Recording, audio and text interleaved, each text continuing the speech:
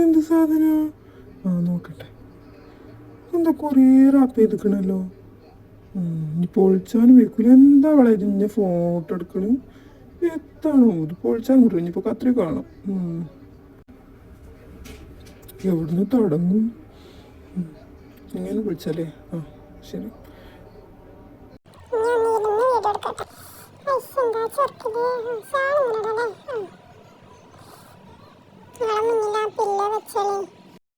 ഈ എടുത്തണ്ട, ഞാൻ തന്നെ എടുത്തോളൂ.